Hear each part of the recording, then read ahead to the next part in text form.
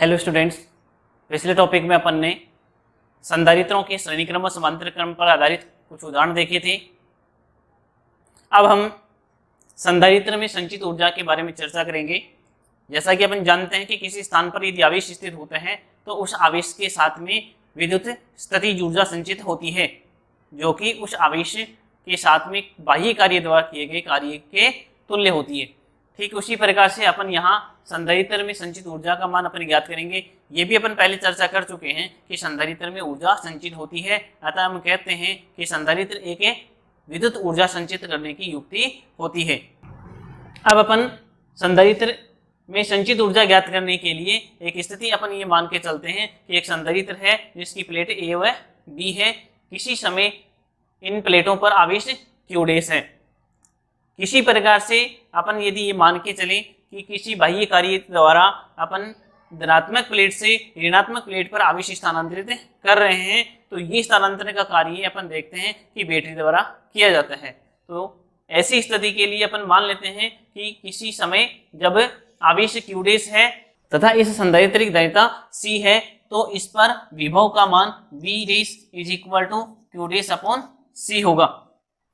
अब यदि संधारित्र की एक प्लेट से दूसरी प्लेट पर dQ डैश आवेश स्थानांतरित करना चाहते हैं, तो इस स्थिति के लिए किया गया कार्य कितना होगा? तो कार्य यदि dW हो तो इसका मान कितना होगा? V डैश इंटू में dQ डैश होगा।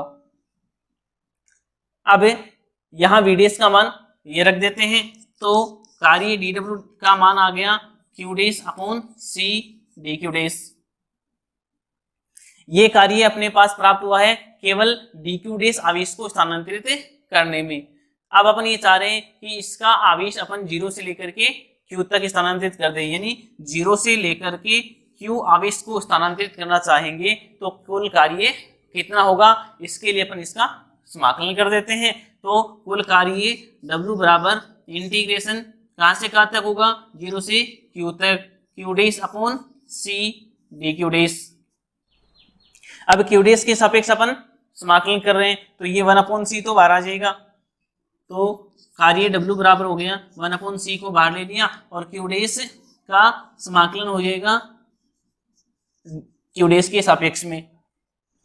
अब Q डैश का अपन समाकलन करते हैं तो ये मान प्राप्त होगा Q डैश स्क्वायर अपॉन 2 और लिमिट इसकी कहाँ से कहाँ तक है? 0 से Q तक।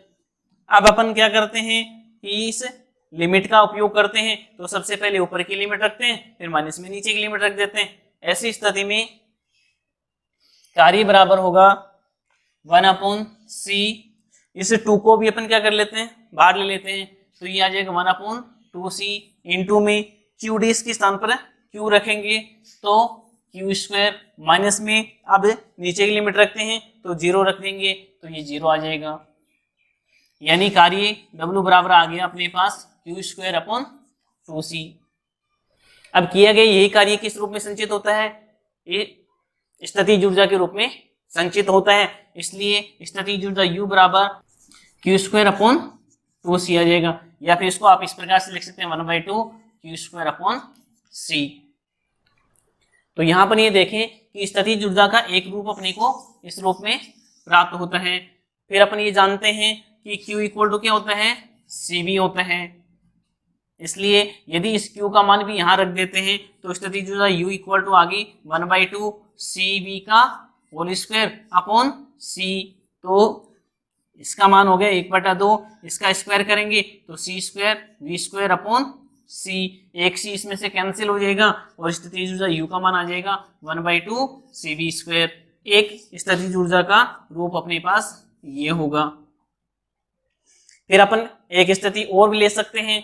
यहाँ अपन ने Q की जगह मान रखा है तो C की जगह भी मान रख सकते थे। तो C की जगह मान यदि रखेंगे तो यहाँ से अपन C का मान निकाल लें, तो C इक्वल टू क्या होगा? Q अपॉन V होगा। अब ये C का मान चाहे तो इसमें रख दें या फिर यहाँ रख देते हैं, तो यहाँ रख दो चाहे, तो स्थितिज ऊर्जा U बराबर होगी 1/2 C के स्थान पर अपन ने मान रख दिया Q अपॉन V इंटू में V स्क्वायर। एक भी इसमें से कैंसिल हो जाएगा और ऊर्जा U बराबर आ गई 1/2 QV। एक ऊर्जा का रूप अपने को ये प्राप्त होता है। इस प्रकार से अपने देखें कि संधारित्र में संचित ऊर्जा के तीन रूप अपने को प्राप्त हो रहे हैं, 1/2 क्यू स्क्वायर अपॉन सी, 1/2 CV स्क्वायर और 1/2 QV। जहां जिस व्यंजक का उपयोग करना होगा वहीं अपन उसका उपयोग कर लेंगे। अब अपने सामने ये स्थिति आती है कि आखिरकार ये ऊर्जा होती कहाँ है, तो अपन देखें इन दोनों प्लेटों के मध्य क्या है, विद्युत क्षेत्र होता है। ये विद्युत क्षेत्र है, जैसे इन दोनों प्लेटों के मध्य अपन दूरी बढ़ाते हैं तो विद्युत क्षेत्र का मान परिवर्तित हो जाता है, या दूरी परिवर्तित करते हैं तब भी विद्युत क्षेत्र का मान क्या होता है, परिवर्तित होता है, जिससे धारिता का मान भी परिवर्तित हो जाता है। तो अपन ये कहेंगे कि यहाँ पर जो स्थितिज ऊर्जा होती है वो स्थितिज ऊर्जा इन दोनों प्लेटों के मध्य जो विद्युत क्षेत्र होता है उस विद्युत क्षेत्र में संचित होती है। अब हम इस ऊर्जा पर आधारित बिंदु को आगे बढ़ाते हैं तो ऊर्जा घनत्व भी ज्ञात करते हैं, वो भी समांतर प्लेट संधारित्र के लिए ऊर्जा घनत्व क्या होगा। तो सबसे पहली बात तो ये लेते हैं कि ऊर्जा घनत्व होता है क्या।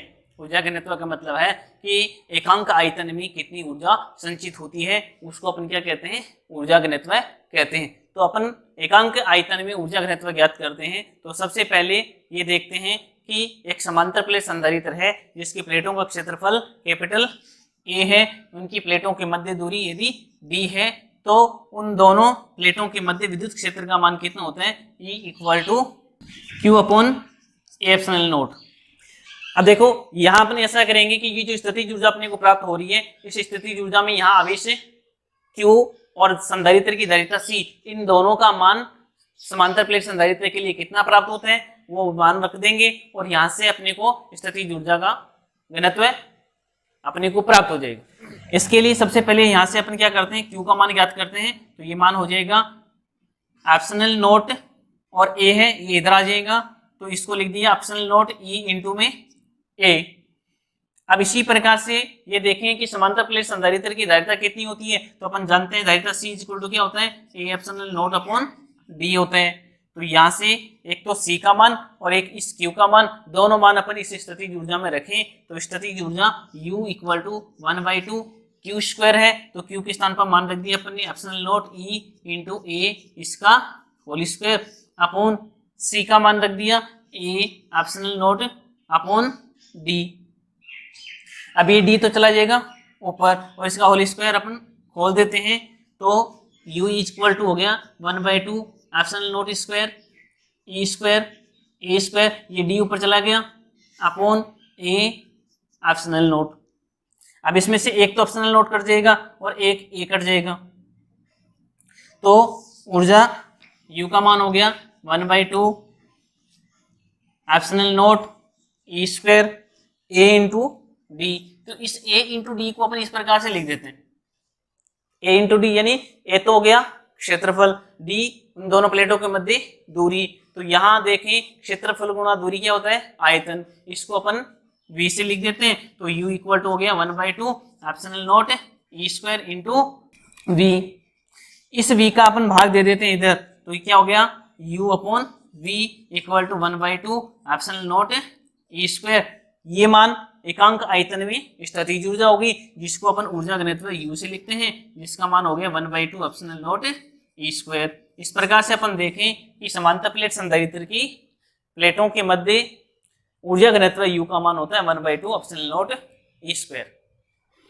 अब हम बात करते हैं संधारित्रों के संयोजन में कितनी ऊर्जा संचित होती है। तो सबसे पहले ये लेते हैं श्रेणी क्रम संयोजन में कितनी ऊर्जा संचित होगी।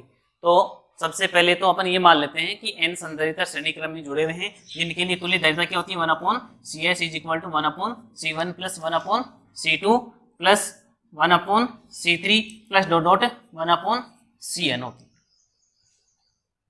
अब इसे तुल्य धारिता की सहायता से अपन ऊर्जा ज्ञात करना चाहेंगे कि कुल ऊर्जा का मान कितना होता है। कुल ऊर्जा यदि अपन देखें कि n संधारित्रों के संयोजन का तुल्य संधारित्र अपन लेते हैं तो इसके अंदर ऊर्जा का मान कितना होगा, U = 1/2। अपन ये रूप अपन काम में ले रहे हैं 1/2 Q स्क्वायर अपॉन C, तो ये मान हो गया 1/2 Q स्क्वायर अपॉन CS। ये 1/CS है, 1/CS के स्थान पर ये मान रख देंगे, तो ये मान हो गया Q स्क्वायर अपॉन 2 इंटू में 1/C1 + 1/C2 + 1/C3 + ... 1/Cn,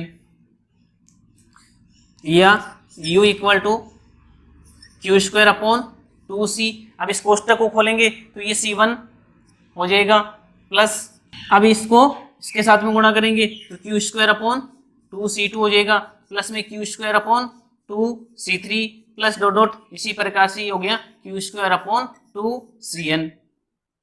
इस प्रकार से अपन देखें तो ये पहले संधारित्र में ऊर्जा संचित है, ये दूसरे में ऊर्जा संचित है, ये तीसरे में, ये Nv में, तो अपन ये लिखेंगे U is equal to U1 plus U2 plus U3 plus dot dot UN।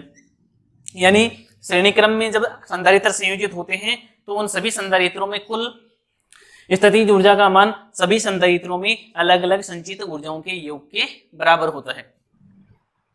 इसी प्रकार यदि समांतर क्रम में संधारित्र संयोजित हो तो तुल्य धारिता क्या होती है, Cp is equal to C1 plus C2 plus dot dot Cn होती है। तो यहाँ भी अपन क्या करेंगे कि इन n संधारित्रों की तुल्य यदि संधारित्र Cp के लिए ऊर्जा ज्ञात करते हैं तो ऊर्जा U इक्वल टू कितनी होगी, ये मान अपन इसकी सहायता से ले लेते हैं। तो यह आएगा 1/2 Cp इंटू V²।